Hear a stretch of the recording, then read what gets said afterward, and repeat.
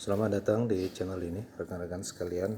Video kali ini kita bahas terkait dengan kebijakan bagi tenaga honorer yang tidak mendapatkan formasi P3K pada tahun 2024. Apakah diberhentikan atau seperti apa? Kita simak selengkapnya di video ini.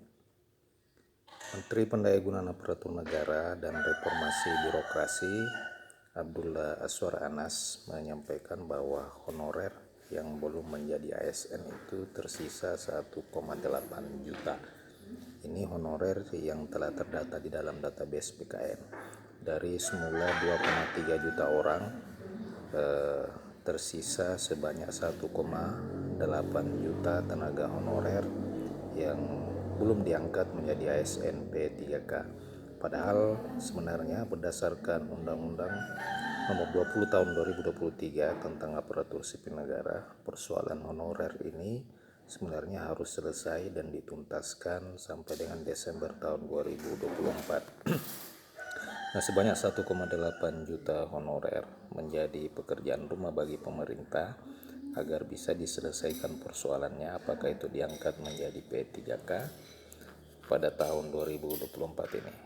Nah, rekan-rekan sekalian, sebelum kita lanjut kepada rekan-rekan yang baru bergabung di channel ini, silakan ditekan tombol subscribe dan nyalakan tombol lonceng untuk mendapatkan informasi-informasi terbaru seputar honorer dan aparatur sipil negara.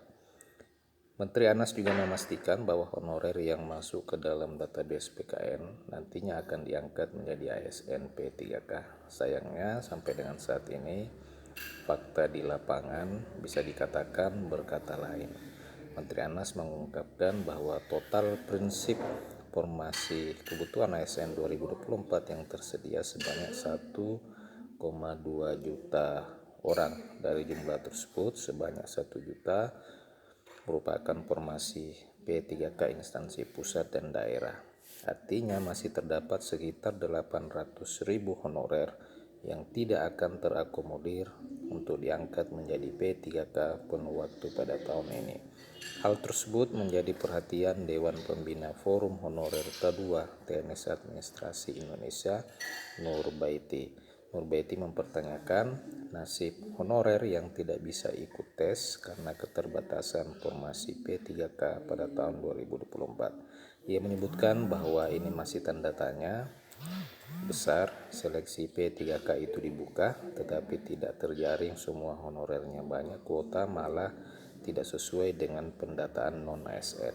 Nah, rekan-rekan sekalian, hal ini disebabkan oleh karena sedikitnya usulan formasi dari pemerintah daerah. Pemerintah pusat memang menyediakan sebanyak 1,6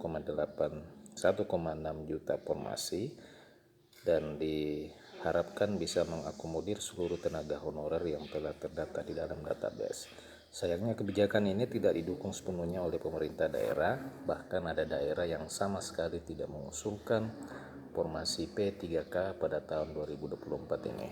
Tentunya hal ini bisa merugikan rekan-rekan honorer yang ingin mendaftar dan ikut seleksi tes P3K pada tahun 2024.